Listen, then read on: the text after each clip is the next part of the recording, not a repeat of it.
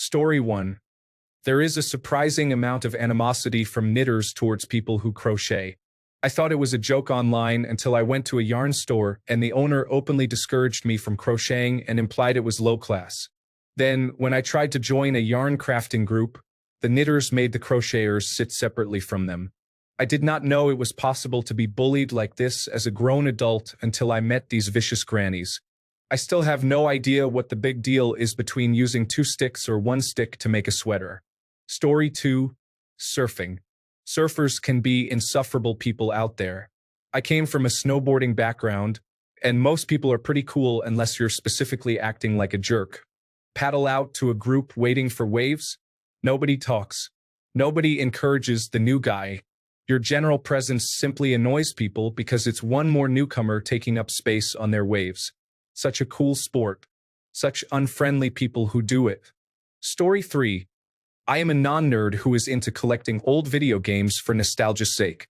That means I am regularly immersed in nerd culture. Nerds, I have found, are total jerks. Story 4. This is a little niche, but fox hunting. I have respect for cultural traditions and everything, but apparently having a pack of dogs means you can run them through everyone's property without any recourse from the law, and you get to act completely indignant if anyone has a problem with it. I also love hunting for practical reasons, but fox hunting is nothing short of a vicious spectacle, closer to bullfighting than turkey shooting. So many resources are dedicated to such a trivial payoff. Bugles and mounts I can maybe understand, but your ancestors didn't cut up turf with General Motors Company Sierras and radio tracking collars. I don't think there are many easygoing and cool people who are fox hunters. Story 5. Battle rapping. Not saying battle rappers are assholes off stage necessarily, but I mean the whole concept is just being an asshole to the other rapper with style. Honestly, I could see it making someone less of an asshole off stage since it channels all that aggression into a creative outlet. A similar thing with metal bands. Some of the chillest people in the world off stage. Story 6. Youth sports. Not the kids are awesome. It's their parents. You have overly competitive fathers screaming at their 6-year-olds from the sidelines to man up, because they think their kid is on the way to the National Football League. And of course, coach, why isn't my kid in this play? Then you have the self-proclaimed sports mom, usually the overly competitive father's wife, who brings a gigantic tent to every game and pitches it directly in front of everyone, then tries to sell t-shirts with her kid's face on them because he's the next big star. Anytime her kid makes a bad play, she's the one in the umpire's face because she knows better. Now multiply those parents by the number of kids on each team and add grandparents, aunts, and uncles, and it's a massively toxic environment. Story 7. Definitely anything like CrossFit or extreme dieting, where people get super preachy about it and act like they're better than everyone else for doing it. Also, some people in online forums or fandoms get really toxic and gatekeep, like if you're not as obsessed as they are, they act like you don't belong. Story 8. Definitely things like competitive sports or gaming, where some people get super intense and start trash talking or being rude. It's like they forget it's just supposed to be fun and turn it into a chance to show off or belittle others, which is just annoying. Story 9. Collecting or smoking cigars. No real justification for feeling this way, just every person I've met who enjoys or cares about them has also happened to be a douchebag. Story 10. Snowboarding, skiing, and cycling. They are expensive to get into. They are largely solo sports. You can get away with being a toxic person. Most are not that, but you can totally get away with it. Story 11. I recently started getting into boxing, and a lot of the men I see at the gym have been super demeaning towards me and some of the other girls I box with. I've overheard some of them saying they box so they won't hit their girlfriend. It's good they're not hitting their significant other, but it seems wrong to me to think about doing that to someone you're supposed to care about. Story 12. I specifically mean the social media enthusiasts who go around filming in public places hoping to be hassled by local police so their videos get views. Yes, what they are doing is almost always entirely legal, and I believe most police officers just make contact, quickly assess that what they are doing is legal, and let them continue. But so many of these auditors are pushy, discourteous, impolite, and trying to get the clickbait content that will turn their hobby into a profitable side job. Story 13. Guitar player here. There are people who downplay and humiliate anyone who doesn't execute difficult techniques as precisely or quickly as they do. There are wealthy individuals who own expensive things and insist on bragging about the little features your equipment doesn't have. Knowing how to use their stuff is, of course, optional. There are elitists who will discard your song because you use a virtual amplifier instead of recording a real tube amplifier in a studio, or because you didn't use the very specific compressor they use, or even because you spent time on something they think is useless, such as your song sounding okay on a Bluetooth speaker that doesn't have stereo because nobody uses Bluetooth speakers. I'm just trying to use the tools I have to improve my songs, man. Sometimes people will ignore you because you like a band that's generally regarded as bad by everyone, mostly the older members, in the group. Most people are really nice, though. Difficult individuals are scarce enough that it's still enjoyable. Story 14. How is motorcycling not on the top of the list? As a born rider myself, I feel like the motorcycling scene is so polarizing.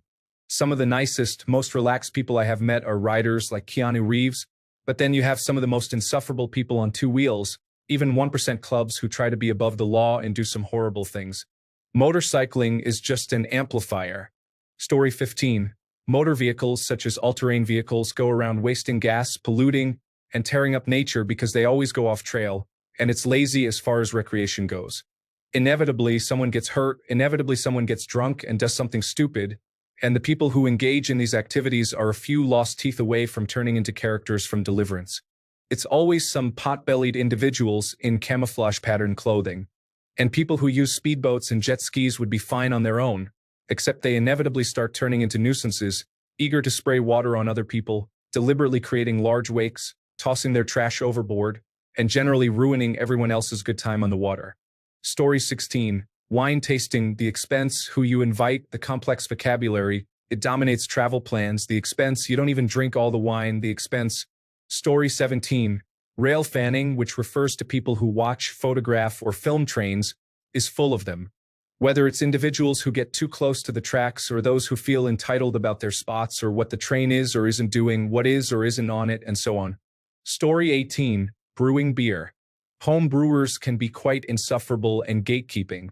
I have worked in the beer industry for 15 years all over the world, and they exhibit similar behavior in every city. Story 19. PC building. As someone who has been tinkering with computers since I was a little boy, personal computer builders are among the most insufferable people you can meet. The phrase actually describes us in a nutshell. Story 20. Monopoly. I have been poverty-shamed by people who supposedly love me more times than I would like to count. Being fake rich really brings out the worst in some folks. Story 21. Smoking weed. I miss the days of a couple of friends throwing down for a sack. Now you have to have the purple berry crunch, Runts cookies, oh my gosh strain. Oh, and don't get started on the extract guys. Story 22. Magic. The Gathering. The amount of Venom players unleash at each other over a single spell is both comical and disturbing at the same time. Yet most stay friends. Story 23. Not knitting, please. There is tremendous damage those needles can cause. Perhaps, though, sports that are competitive. On the field, I have witnessed some fairly violent behavior. Story 24. I think this applies to all hobbies because all hobbies are enjoyed by people who are largely inconsiderate, pretentious individuals who seem to be fully unaware of their own limited mental capacity and will often resort to the kind of behavior that has been encoded in their DNA since the beginning of time. This is the easiest explanation I can offer. Story 25. Hardcore punk. The mosh styles involve swinging fists and throwing kicks. Then you add in the fact that many of the guys in that pit are muscular, practice martial arts, or are looking for violence. There is even a thing called crowd killing, where you punch people on the edge of the pit. It can be a very fun and healthy environment when everyone is on the same page, which is surprisingly common in small scenes. However, there will always be instances where egos and people who are unaware of the dynamics get involved, and it can become ugly. Story 26. Cartoonists, even the hobbyists, can create quite controversial content and have it publicly available online. However, most content is hidden and does not require the dark web, just signing up. The content I've seen is not for people with a weak stomach. Please don't ask me for details. Story 27. some competitive games, especially when they are new, complex, or just difficult to manage. If you are in a competitive group where everyone is on the same page of do your best at all costs, then you can have some extreme moves with niche rules, exploits, and bugs. Here are two examples. Warhammer 40,000 Tournament. A player had a perfectly legal, but often disliked, army that doesn't deploy anything on the board at the start. This was the army's gimmick, and it gives a huge advantage since you can see exactly how your opponent has deployed before you start. Then he can deploy his army on his side of the board on turn 1. However, the rules for deploying these units on turn 1 disallow them to be deployed within 6 inches of an enemy unit. This isn't normally a problem since it's turn 1 and your side of the board. The enemy can't run a unit across the board in that time, unless they have lots of scouts. These units also have special deployment rules. They can deploy anywhere on the map, not just on your side, but they can't be deployed near an enemy. If there are no enemies on the map, though, they can deploy anywhere, including in a long single-file line along the opponent's board edge. This means there is nowhere along the opponent's board edge that isn't within 6 inches of an enemy, so there is no valid place to deploy his troops. So there's literally nothing he can do. He gets no troops and has lost the game in the deployment step, basically. EVE Online. The game basically lets you do whatever you want, including scamming players, as long as it isn't actively illegal outside the game. Corporate espionage, scamming, gambling, insurance fraud, etc. are all possible and supported by the developers to some extent. There have been multi-year schemes that have led to heists that steal tens of thousands of dollars worth of in-game items. People have genuinely befriended others in-game and in real life, met them in person, etc., all as part of genuine social engineering schemes. It is absolutely insane the lengths people went to. Some people also crossed the line into illegality, such as property damage, cutting power or internet cables to the houses of important commanders or pilots during critical battles. Hacking, people would hack other factions' independent websites or communication servers to get intel, and money laundering. I believe Russian oligarchs were involved and funding a lot of in-game activities at one point. Story 28. I had a neighbor who tuned his Harley at 8 a.m. every Sunday morning. I had a newborn baby. I have no idea what the pleasure is. It sounds like someone farting in a bathtub. If anyone else made that amount of noise at that time, they would be arrested. Apart from bell ringers, those people are allowed to tunelessly ring bells at 8 p.m. every Tuesday and Thursday when people are trying to get their toddlers to sleep. Never move to a house on Church Close if you value your peace. Story 29. Almost all hobbies in my experience involve welcoming and nice people. However, there is always a small group of gatekeepers who want to treat everyone like trash. Story 30. Poker for sure. The whole thing about poker is, if you're nice to the new players, the action stays enjoyable and you make more money. Yet so many people criticize new players for playing poorly and getting lucky. It's literally bad for profit, yet they can't help themselves and have to feel superior. Story 31.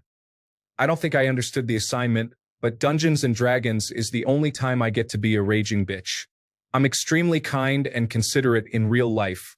I like to play characters that are extremely condescending to everyone around them. Story 32. I found across California, the airsoft community is pretty great. It's actually a really chill, diverse community, but every once in a while, there's a group that comes rolling in, yelling at kids like they're Los Angeles Special Weapons and Tactics, dressed up like Navy SEALs in expensive gear, not calling their hits, using overpowered gas guns, and overall being jerks. Story 33.